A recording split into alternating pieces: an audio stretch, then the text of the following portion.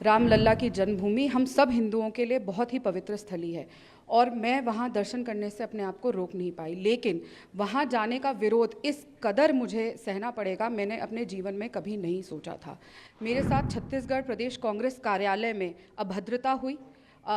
मुझे वहाँ पे धक्का मुक्की करी गई, कमरे में बंद कर दिया गया, लेकिन मेरे साथ न्याय नहीं हुआ। मैं चीख चीख कर गुहार करती रही, छोटे से लेकर सबसे बड़े शीर्ष नेतृत्व तक गुहार करती रही, लेकिन मुझे न्याय नहीं मिला। न्याय की लड़ाई लड़ रही हूँ और मेरी लड़ाई कायम रहेगी।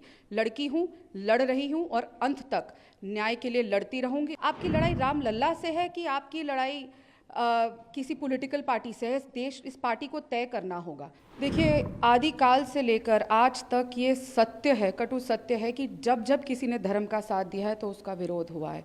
चाहे हिरण्यकश्यप जी हो, चाहे रावण से लेकर कंस तक, ये सब उदाहरण है कि किस तरीके से जब जब धर्म का साथ दिया जाता है तो उन लोगों का विरोध किया जाता है। श्री अयोध्या धाम रामलला की जन्मभूमि हम सब हिंदुओं के लिए बहुत ही पवित्र स्थली है और मैं वहाँ दर्शन करने से अपने आप को रोक नहीं पाई। लेकिन वहाँ जाने का विरोध इस कदर मुझे सहना पड़ेगा, मैंने अपने जीवन में कभी नहीं सोचा था।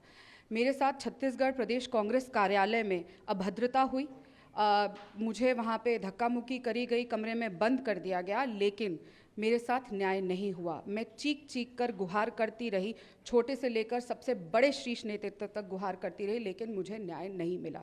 और सिर्फ इसलिए नहीं मिला क्योंकि मैं राम मंदिर होकर आई, मैं रामलला के दर्शन कर कर आई और मैं अपने आप को इस बात से रोक नहीं पाई। जिस दिन से 25 अप्रैल को मैं रामलला के दर्शन करते आई हूँ, मुझे निरंतर विरोध का सामना करना पड़ रहा है पार्टी से, और वो विरोध अब मुझे न्याय के हक से दूर कर देगा और मुझे न्याय नहीं दिया जाएगा। ऐसा होगा, प्रभु श्री राम के दर्शन करने के लिए इस तरीके के मेरे साथ व्यवहार और बर्ताव किया जाएगा, मैंने नहीं सोचा था। 22 साल मैंने इस पार्टी में रहकर सेवा करने का काम किया है। NSUI से लेकर AICC मीडिया नेशनल कोऑर्डिनेटर प्रवक्ता होने के नाते मैंने कार्य किए हैं और पूरी निष्ठा से और काम किया है। लेकिन आज जब मुझे न्याय की ज़रूरत थी तो पार्टी चुप थी और मुझे कह दिया गया कि चुप रहो और कोई तुम्हें न्याय नहीं मिलेगा। तो बहुत दुख के साथ, बहुत पीड़ा के साथ आज मुझे अपने पार्टी पद से, प्राथमिक सदस्यता से मैंने इस्तीफा दिया है। लेकिन मुझे पूरा यकीन है कि रामलला मुझे न्याय ज़रूर देंगे। ज्वाइनिंग को लेकर भी विचार? जी बिल्कुल नहीं, ऐसा नहीं है। मैं अभी सिर्फ न्याय की लड़ाई लड़ रही हूँ और मेरी लड़ाई कायम रहेगी। लड़की हूँ, लड़ रही हूँ और अंत तक न्याय के लिए लड़ती रहूँगी। और मुझे रामलला में पूरा विश्वास है कि जिनके यहाँ मैं दर्शन करके आई हूँ और उसके बाद मेरे साथ जो ऐसी चीज़ हुई है वो ही मेरा साथ दे के मुझे न्याय दिलवाएंगे। इलेक्शन को लेकर आपने कहा कल लवली जी ने भी बीजेपी ज्वाइन की, उन्होंने बड़े आरोप पहले लगाए थे गंभीर कि उनकी पार्टी में उनकी नहीं सुनी गई है, टिकट जो बंटवारा हुआ वो नहीं सुना गया है। लगता है और भी कुछ कमियां हैं पार्टी में?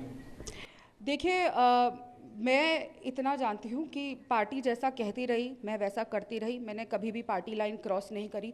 पूरी निष्ठा से, पूरी ईमानदारी से मैंने काम किया है। अभी भी मैं पिछले 1 महीने से छत्तीसगढ़ में थी।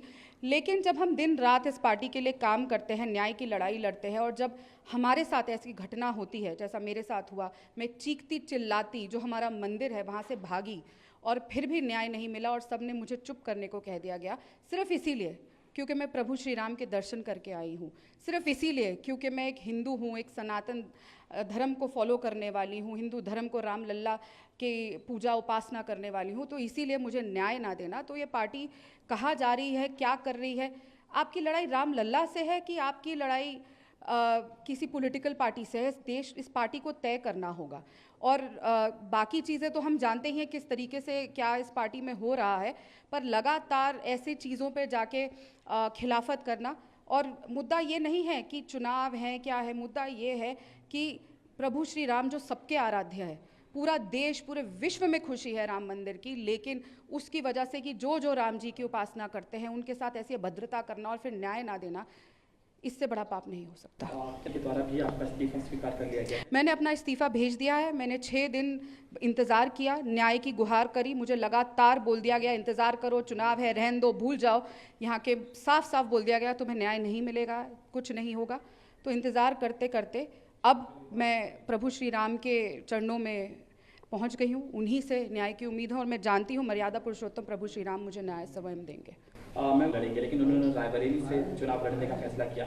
ऐसे में कुछ निराशा आप लोगों को भी थी, क्योंकि कहीं ना कहीं शीर्ष नेतृत्व भी जब ऐसे झुककर सामने आता है तो?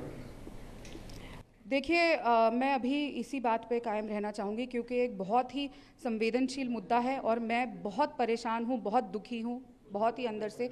और मेरे को इस बात को बोलने में और बहुत पीड़ा से इस समय गुजर रही हूँ क्योंकि एक बहुत भारी मन से मैं इस्तीफ़ा दे रही हूँ। आज 22 साल मैंने जहाँ दिए हैं, जिस विचारधारा के लिए मैं लगातार लड़ी हूँ, न्याय के लिए और लोगों की न्याय के लिए बात करती हूँ। हमारी पार्टी बात करती है महिला न्याय के लिए, किसान न्याय के लिए, युवा न्याय के लिए, श्रमिक न्याय के लिए। और जब खुद के घर में अन्याय होता है और उस पर चुप्पी साध लेते हैं, क्योंकि सिर्फ इसीलिए क्योंकि हम राम जी के दर्शन करके आए और न्याय देने से हमें इनकार कर दिया जाता है, तो इस समय ये बहुत ही गहरी चिंतन की बात है। बाकी वो किधर से चुनाव लड़े वो उनकी खुद की मर्जी है, लेकिन मैं अभी और कुछ कहने की स्थिति में नहीं।